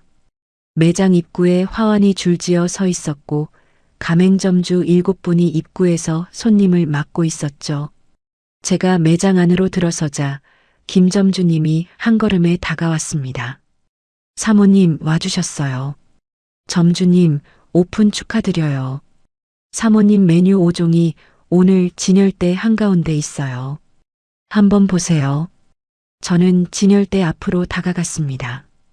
8년 동안 시댁 카페 본점 진열대에 올리지 못했던 메뉴들이 오늘 다른 가게의 한가운데에 가지런히 놓여 있었죠. 손님들이 줄을 서서 차례로 디저트를 골랐습니다. 저녁 8시가 넘어가자 김점주님이 매장 안쪽 사무실로 저를 잠시 불렀습니다. 사모님, 오늘 첫날 매출이요. 네. 800만 원 찍었어요. 800만 원이요? 네. 점주들 다 울었어요. 진짜. 김점주님이 두 손을 가만히 마주 쥐었습니다. 사모님 없었으면 여기까지 못 왔어요. 점주님, 그건 제가 한 게 아니에요. 점주님들이 직접 일어선 거예요. 사모님이 디딤돌이 돼주신 거잖아요. 저는 살짝 미소를 지으며 사무실 문을 닫았습니다. 매장 한쪽에서는 자영업 전문 유튜브 채널 한 곳이 짧은 인터뷰를 진행하고 있었습니다. 촬영 감독이 카메라 위치를 잡으며 저에게 물었죠. 한지우 대표님, 짧게 한 말씀만 부탁드려요. 오늘 메뉴 개발하신 셰프로 소개해 드리려고요. 네, 길지 않게요. 카메라 들어갑니다. 휴. 저는 카메라 렌즈를 한번 본 뒤 입을 열었습니다. 오늘 이 자리에 오신 분들은 손님이 아니라 동료라고 생각해요. 점주님들이 새로 시작하시는 가게니까요. 디저트는 만든 사람보다 드시는 분이 더 오래 기억해 주세요. 촬영 감독이 모니터를 보며 짧게 끄덕였습니다. 좋아요. 컷. 영상은 그 주말에 채널에 올라왔습니다. 일주일 만에 조회수가 50만을 넘었죠. 댓글창에는 같은 질문이 끝없이 올라왔습니다. 이 셰프 누구냐? 이 가게 어디냐? 메뉴 어디서 살 수 있냐? 같은 시각, 시댁 카페 본사는 가맹점주 3분의 1이 새 브랜드로 빠져나가면서 흔들리기 시작했습니다. 남아있는 매장들도 매출이 30% 이상 줄었다는 이야기가 옛 직원을 통해 들어왔죠. 시아버지는 직접 매장에 나와 운영을 챙기는 비상체제로 들어갔다고 했습니다. 시어머니는 본가를 나와 강남의 한 호텔 레지던스에 임시 거처를 마련했다는 소식이 박 변호사에게도 전해졌습니다.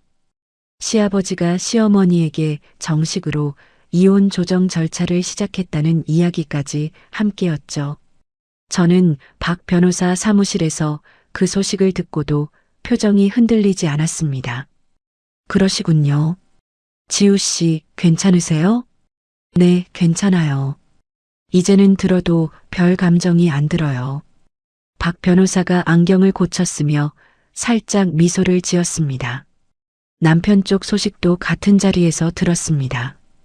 위자료 마련을 위해 차량과 골프 회원권을 처분한다는 이야기였죠.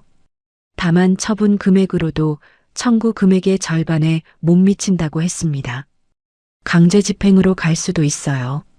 그건 그때 가서 판단합시다. 네, 변호사님 말씀대로요. 며칠 뒤 도연 선배가 회의실로 저를 따로 불렀습니다. 테이블 위에 서류 한 묶음이 놓여 있었죠. 지우야, 잠깐 시간 돼? 네, 선배. 우리 회사 안에서 사내 프로젝트 하나 만들려고. 작은 디저트 브랜드 론칭. 어떤 거요? 자본금 따로 안 들고 회사 인프라 활용해서 내 이름 건 브랜드 시작하는 거. 6개월 운영해보고 흑자 나면 회사에서 분사해서 독립법인으로 가는 거야. 저는 서류를 한 장 넘겨봤습니다. 브랜드 컨셉, 매장 형태, 예상 매출, 인력 구성안이 차례로 정리되어 있었죠. 선배, 왜? 이거 너무 큰 거 아니에요? 네가 하면 충분히 굴러가. 지우야, 지금 너 메뉴 한 종만 들고 가도 손님이 줄 서. 그걸 회사가 잡아주는 거야. 너한테 부담 안 가게. 저는 서류를 다시 한번 정리해 가방에 넣었습니다. 며칠만 생각해 볼게요. 천천히 봐. 사내 프로젝트는 그렇게 시작됐습니다. 작은 팝업 매장부터 첫 주에 매출이 예상치를 2배 넘게 찍었죠. 3개월 차에 손익분기점을 넘었고 6개월 차에는 흑자 전환에 성공했습니다. 도연 선배가 회사 이사회를 통해 이 사업부를 독립법인으로 분사하는 안건을 통과시켰습니다. 분사 결정이 난 다음 날 선배가 사무실로 저를 불렀습니다. 회의 테이블에 작은 서류 한 부가 놓여 있었죠. 지우야, 앉아. 네, 선배. 신설법인 대표이사 자리 너한테 정식으로 제안해. 선배, 이 회사는 내 이름으로 가는 게 맞아. 나는 임원으로 옆에서 받쳐줄게. 저는 서류 첫 장을 펼쳤습니다. 신설법인 한지우 대표라는 글자가 인쇄되어 있었죠. 손끝으로 그 글자를 가만히 짚었습니다. 8년 전 호텔 베이커리를 떠나던 날에 제가 떠올랐습니다. 그날 사물함을 정리하며 명함 한 장을 비닐 포켓에 넣어두던 손. 이름 석자를 잠시 들여다보다가 명함첩 맨 뒷자리에 꽂아두고 문을 닫고 나오던 발걸음. 그 길을 그때 영영 잃어버렸다고 생각했었죠. 저는 서류를 천천히 덮으며 입을 열었습니다. 선배, 응, 한번 해볼게요. 도연 선배가 작게 웃었습니다. 잘 결정했어, 지우야. 저는 서류를 가방에 넣고 사무실을 나왔습니다. 복도 끝 창문 너머로 해가 비스듬히 들어오고 있었습니다. 원룸으로 돌아와 책상 앞에 앉았습니다. 가계약서를 다시 꺼내 한 줄씩 들여다봤죠. 신설법인 한지우 대표. 펜을 잡지 않고 그저 그 줄을 한참 들여다봤습니다. 창밖에서 멀리 차 지나가는 소리가 들려왔죠. 저는 가계약서를 책상 위에 가지런히 놓아두고 형광등을 껐습니다. 이혼 소송 선고 당일 아침이었습니다. 가정법원 앞에 박 변호사가 먼저 와 기다리고 있었습니다. 지우 씨, 오늘만 잘 견디시면 돼요. 네, 변호사님. 판결문은 길지 않을 거예요. 결론만 듣고 나오시면 됩니다. 법정 안으로 들어가 자리에 앉자 맞은편에 남편이 보였습니다. 지난번보다 얼굴이 더 야위어 있었고 정장도 헐렁해 보였죠. 저는 남편을 향해 시선을 두지 않았습니다. 재판장이 입을 열었습니다. 이혼 사유로 피고의 부정행위를 인정하고 원고가 결혼 기간 중 시댁 카페에 대해 무급으로 노동을 제공한 기여도가 입증되었다는 점을 함께 판단합니다.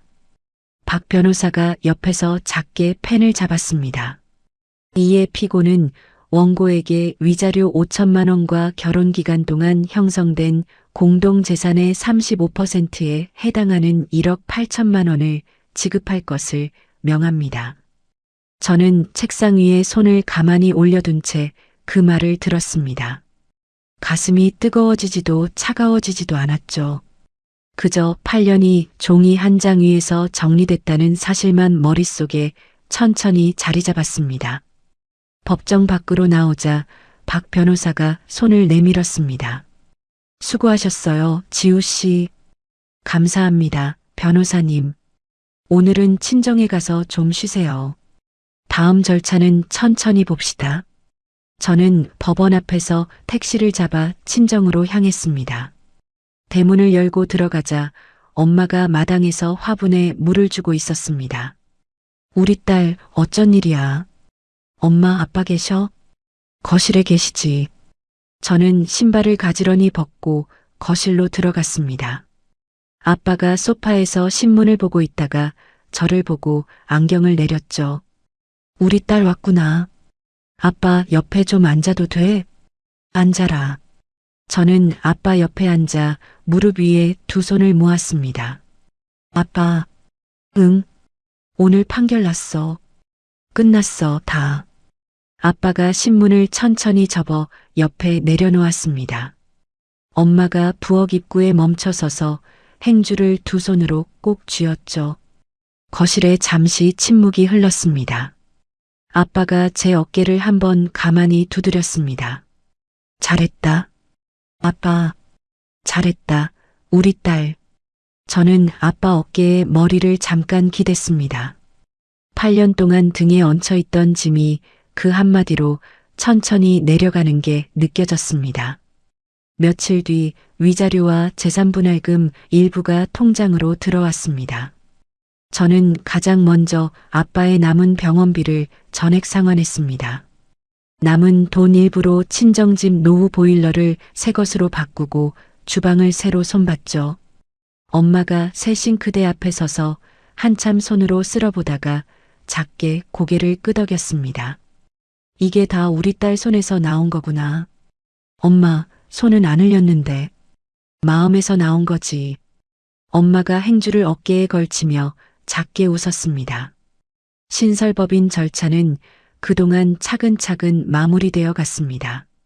도연 선배와 은희 언니를 공동 임원으로 두고 작은 회사 하나가 만들어졌죠. 사업자 등록증과 법인 인감을 받아든 날, 저는 사무실 한쪽에 두 가지를 가지런히 놓아두고 잠시 들여다봤습니다.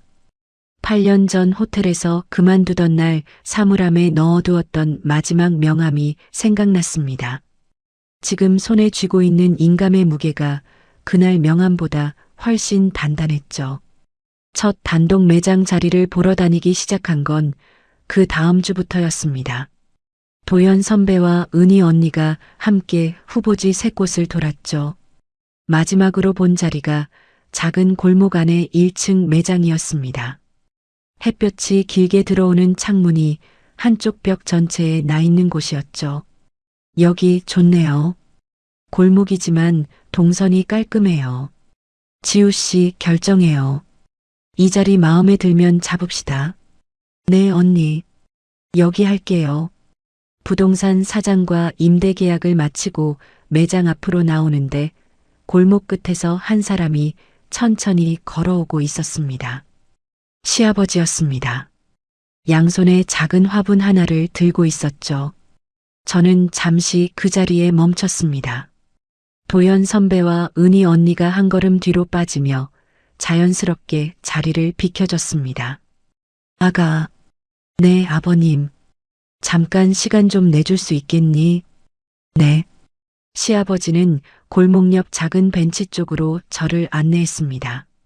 저는 벤치 끝에 앉고 시아버지는 한 자리를 비워두고 그 옆에 앉았죠.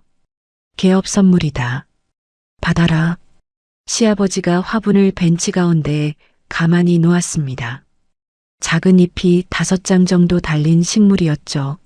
아버님, 이런 거 안 가져오셔도 되는데요. 아니다. 며느리한테가 아니라 한 사람한테 주는 거다. 저는 잠시 화분을 내려다봤습니다. 아버님, 아가, 네. 본사 정리하기로 했다. 폐업 수순으로 들어가고 남은 자산은 가맹점주들 보상금으로 쓰기로 결정했다. 그게 늦었지만 내가 할 수 있는 마지막 일이다. 저는 무릎 위에 두 손을 가지런히 모았습니다. 잘하셨어요, 아버님. 그리고 집사람하고는 정식으로 이혼 절차에 들어갔다. 내 어머니가 미안한 사람이 많다. 본가 안에서도 그렇고 바깥에서도. 저는 시아버지 옆 얼굴을 잠시 봤습니다. 8년 동안 한 번도 본 적 없는 표정이었죠. 아버님, 응, 오늘 화분은 받을게요. 그 외에는 따로 답을 드릴 게 없어요.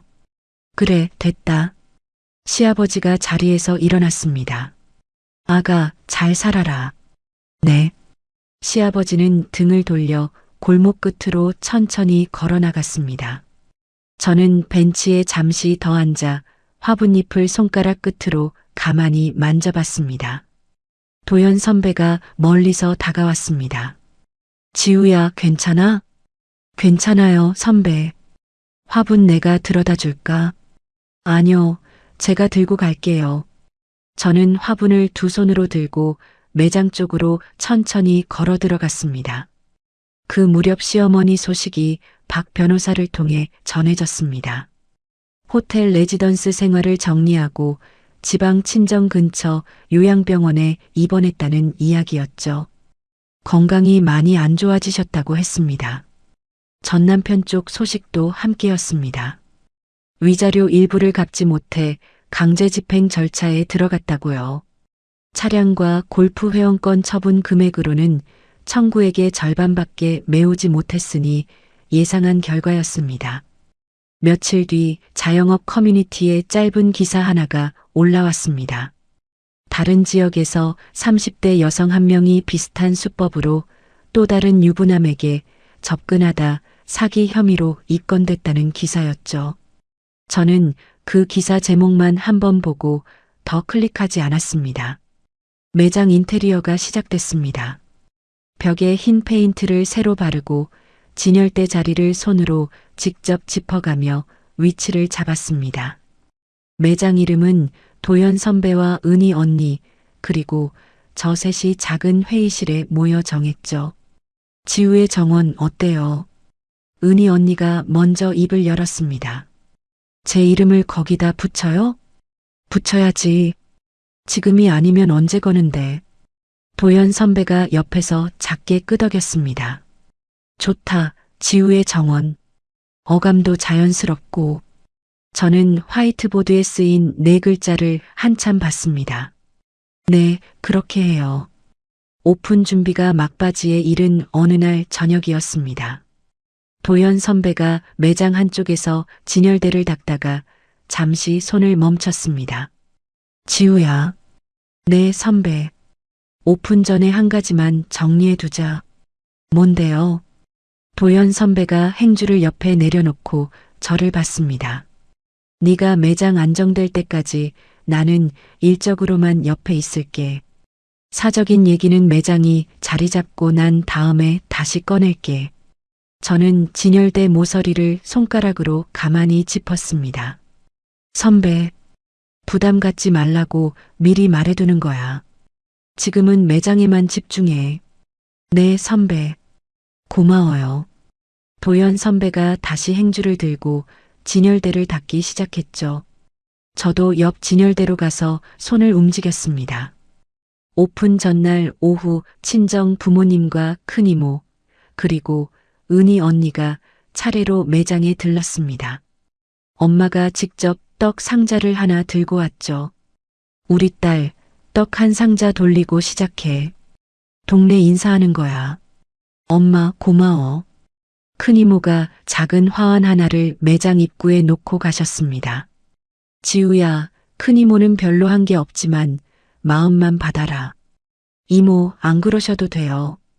이모도 좀 으스대고 싶다. 우리 조카가 차린 가게라고. 큰이모가 웃으며 손을 흔들고 가셨죠. 은희 언니는 매장 안쪽 작은 작업대 쪽을 둘러보다가 작게 한숨을 쉬었습니다. 지우 씨, 진짜 했네요.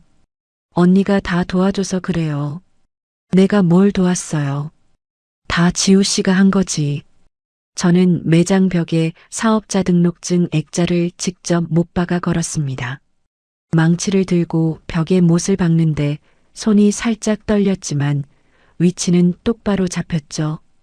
액자를 걸어두고 한 발 뒤로 물러나 한참 들여다봤습니다.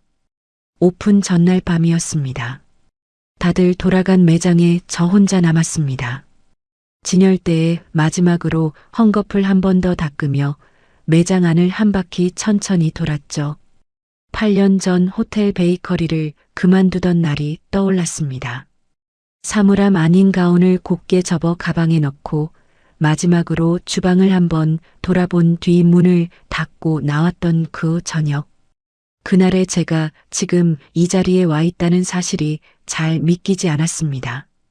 저는 진열대 위에 손을 가만히 올려놓고 작게 입을 열었습니다. 미안해. 고마워. 말이 작게 흩어졌습니다. 8년 전 저에게 건네는 두 마디였죠. 매장 형광등을 한 줄씩 차례로 껐습니다. 마지막 한 줄만 남기고 매장 문을 잠갔습니다. 골목 끝으로 걸어 나오는데 가로등 불빛이 바닥에 길게 비스듬히 깔려 있었습니다. 저는 가방끈을 한번 고쳐 매고 천천히 발을 옮겼습니다. 내일 아침 6시, 새 오븐을 켜는 시간이었습니다. 오픈 당일 아침 6시였습니다. 매장 뒷문으로 들어가 앞치마를 두르고 오븐을 켰습니다. 새 오븐이 천천히 데워지는 소리가 매장 안에 낮게 깔렸죠. 7시 30분쯤 도연 선배와 은희 언니가 차례로 도착했습니다. 지우야, 매장 앞에 벌써 손님이 줄을 섰어. 벌써요? 내가 30명까지 셌다. 은희 언니가 매장 안으로 들어오며 작게 웃었습니다. 지우 씨, 이리 좀 와봐요. 왜요, 언니? 언니가 매장 정문을 살짝 열어줬습니다. 골목 양옆으로 줄지어 선 화환이 먼저 눈에 들어왔죠. 가맹점주 연합 오후의 정원 점주님들 7분이 개별 명의로 보내주신 화환이었습니다. 매장 입구 옆 화환 하나에는 작은 손글씨 카드가 달려 있었죠. 오늘 오픈 진심으로 축하드립니다. 사모님이 아니라 한지우 대표님께 김점주 외일동. 저는 카드 끝을 손가락 끝으로 가만히 짚어봤습니다. 오픈 시간 9시 정각 매장 문을 열었습니다. 손님이 한 분씩 차분하게 들어왔습니다. 처음 들어온 분 중 2분은 지방에서 첫 차로 올라오신 분들이었죠. 한지우 셰프님 맞으시죠? 유튜브 보고 왔어요. 네, 와주셔서 감사합니다. 오늘 진짜 떨려요. 사인 같은 거 받아도 되나요? 저는 살짝 미소를 지으며 고개를 끄덕였죠. 영수증 뒷장에 짧게 이름을 적어드렸습니다. 11시쯤 진열대 한쪽이 비기 시작했습니다. 1시쯤에는 준비한 디저트 200개가 모두 자리를 떠났죠. 은희 언니가 매장 안쪽 작업대로 다가왔습니다. 지우 씨, 완판이에요. 벌써요? 2시간 만에. 첫날 매출 목표 정오 전에 넘었어요. 언니, 잘했어요, 진짜. 저는 두 손을 앞치마에 가만히 닦았습니다. 오후 늦게 친정 부모님이 매장에 도착했습니다. 아빠가 매장 문을 열고 들어서며 가게 안을 한 바퀴 천천히 둘러봤죠. 우리 딸 가게가 이렇구나. 아빠 어떠셔? 좋다. 좋다, 우리 딸. 아빠가 벽에 걸린 사업자 등록증 액자 앞에서 멈췄습니다. 여기서 사진 한 장 같이 찍자. 아빠가 먼저 그러시는 거 처음이야. 내가 우리 딸 가게 자랑하고 싶어서. 엄마가 핸드폰을 들고 우리 둘을 향해 화면을 맞췄습니다. 저는 아빠 옆에 서서 액자가 잘 보이도록 살짝 자리를 비켰죠. 하나, 둘. 엄마가 셔터를 눌렀습니다. 해질 무렵 은희 언니가 매장 한쪽 의자에 앉아 저에게 말을 건넸습니다. 지우 씨, 잠깐 얘기 좀 해도 돼요? 네, 언니. 앉으세요. 저는 작업대 정리를 잠시 멈추고 의자에 마주 앉았습니다. 저 정리 좀 하려고요. 무슨 정리요? 제가 따로 운영하던 마케팅 외주 회사요. 그거 접고 지우 씨 회사에 정식으로 합류하려고요. 언니, 지우 씨가 받아주면 마케팅 이사로 들어갈게요. 저는 잠시 언니 얼굴을 봤습니다. 처음 박 변호사 명함을 슬쩍 밀어주던 그날 점심이 떠올랐죠. 언니 진심이에요? 네. 어차피 일 절반은 우리 회사 일이었어요. 이참에 정리하는 게 맞아요. 저는 자리에서 일어나 손을 내밀었습니다. 잘 부탁드려요, 이사님. 이사님, 호칭 어색하네요. 공식 자리에서만 이사님으로 부를게요. 평소엔 그냥 언니. 언니가 살짝 웃으며 제 손을 잡았습니다. 8년 전 호텔 동료에게 받았던 어떤 악수보다도 따뜻한 손이었죠. 첫 달 매출이 7천만 원을 찍었습니다. 도연 선배는 사무실에서 매출표를 보다가 안경을 고쳤었죠. 지우야, 이거 너무 좋게만 봤지 마. 왜요? 오픈 효과야. 진짜 승부는 3개월 뒤부터야. 네, 저도 그렇게 생각해요. 저는 운영 계획표를 다시 손에 들었습니다. 3개월 뒤 안정적인 월 매출 4천만 원에서 5천만 원대로 자리 잡는 게 목표였죠.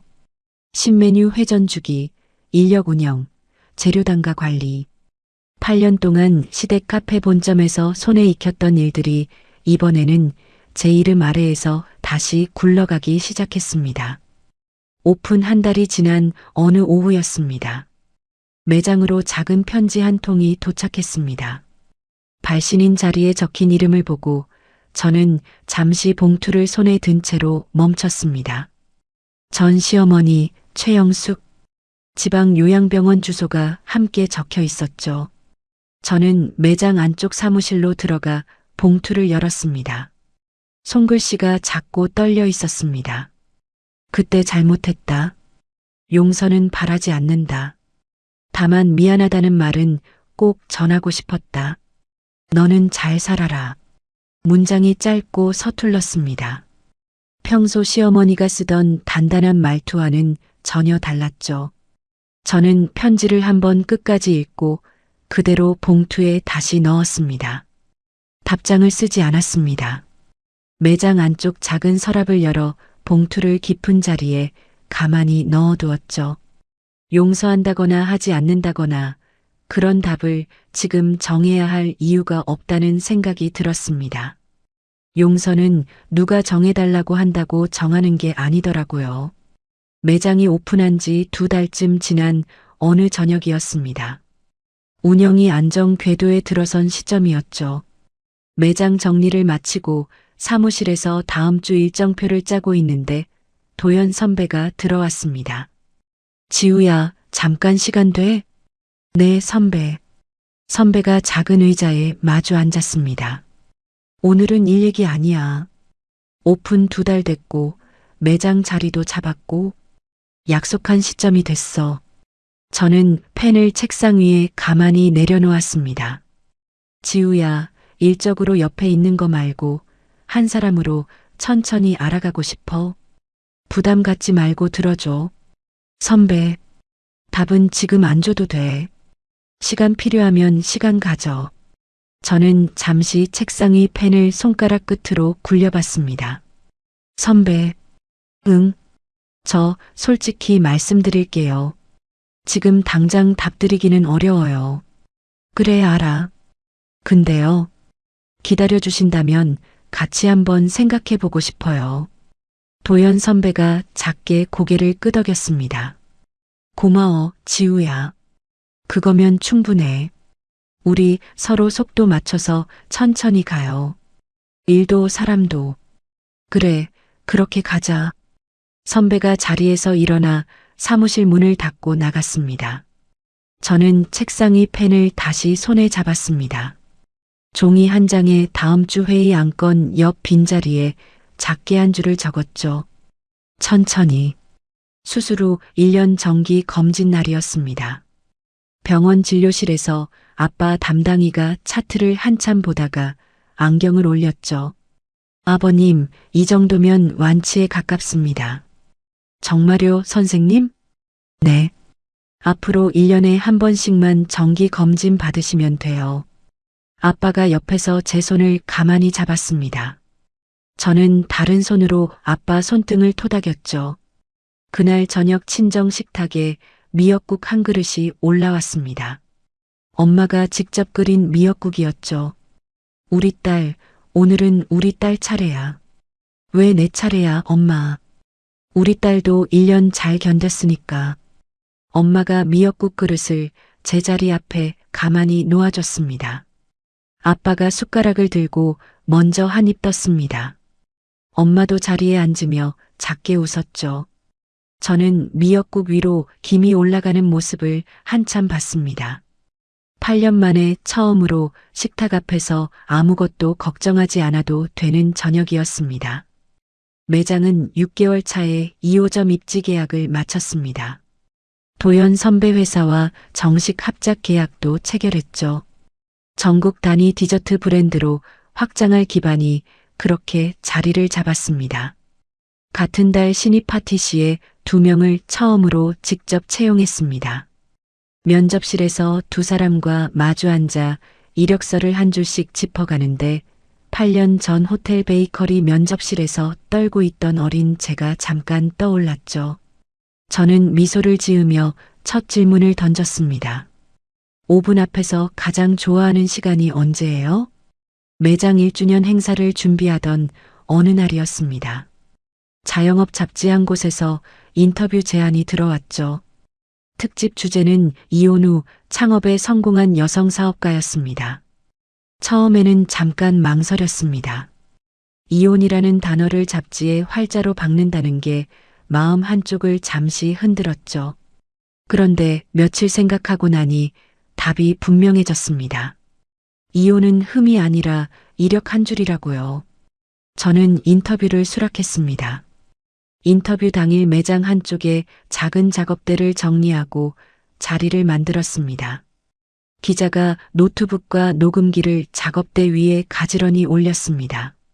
한지우 대표님, 오늘 시간 내주셔서 감사해요. 감사합니다, 기자님. 질문은 차근차근 이어졌습니다. 8년 동안 무엇을 했고, 어떻게 다시 시작했고, 지금은 어떤 마음인지. 저는 한 문장씩 천천히 답을 했죠. 마지막 질문이 남았을 때 기자가 노트북 옆에 펜을 잠시 내려놓았습니다. 마지막 질문은 좀 사적인 거예요. 네, 말씀하세요. 그때 빈손으로 집을 나오시던 날에 자신에게 한마디 한다면 뭐라고 하시고 싶으세요? 저는 잠시 창밖을 봤습니다. 매장 통유리 너머로 골목이 길게 보였습니다. 가로수 잎이 천천히 흔들리고 있었죠. 저는 다시 기자 쪽으로 시선을 돌리며 입을 열었습니다. 잃은 게 아니라 되찾은 거였다고요. 그때 그 한 걸음이 지금의 저를 만들었다고. 그 말 꼭 해주고 싶어요. 기자가 노트북에 천천히 그 문장을 옮겨 적었습니다. 녹음기가 작게 돌아가는 소리만 작업대 위에서 들렸죠. 인터뷰가 끝나고 매장 정문까지 기자를 배웅했습니다. 기자가 마지막으로 한 번 더 고개를 숙이고 골목 끝으로 걸어 나갔죠. 저는 매장 입구에 잠시 서서 그 뒷모습을 봤습니다. 매장 안으로 들어와 진열대 앞에 잠시 멈췄습니다. 오븐이 다음 시간 빵을 굽기 위해 천천히 예열되는 소리가 매장 안에 낮게 깔리고 있었죠. 저는 앞치마 끈을 한번 고쳐 매고 작업대 쪽으로 걸어갔습니다. 손등으로 이마를 한번 닦고 밀가루 봉투를 끌어와 계량컵을 손에 잡았습니다. 저녁 손님을 맞을 시간이었습니다. 시청자 여러분, 오늘 한지우 씨 이야기 어떻게 들으셨나요? 빈손으로 새벽 2시에 그 집을 나오던 한지우 씨가 1년 만에 자기 이름 건 가게의 사장이 되기까지 결국 되찾은 건 위자료도 매장도 아니더라고요. 8년 동안 누구의 며느리, 누구의 아내로만 불리던 한 사람이 다시 자기 이름 석자로 살아가게 된 그 과정. 그게 진짜 사람으로 돌아간 길이 아니었나 싶어요. 시청자 여러분, 살아오신 세월 중에 자기 이름 있고 누군가의 엄마로, 아내로, 며느리로만 불린 시간이 분명 있으셨을 거예요. 그 시간이 결코 헛된 게 아니라는 말씀 꼭 드리고 싶어요. 지금 어디에 계시든 한 번도 늦은 적 없습니다. 한지우 씨 말처럼 잃은 게 아니라 되찾는 길 위에 계신 거예요. 오늘도 묵묵히 하루를 살아내신 여러분 진심으로 응원합니다. 오늘 사연이 시원하셨다면 구독과 좋아요 꼭 눌러주시고요. 이야기를 끝까지 들어주신 분이 계시다면 잘 들었다고 댓글 하나만 남겨주세요.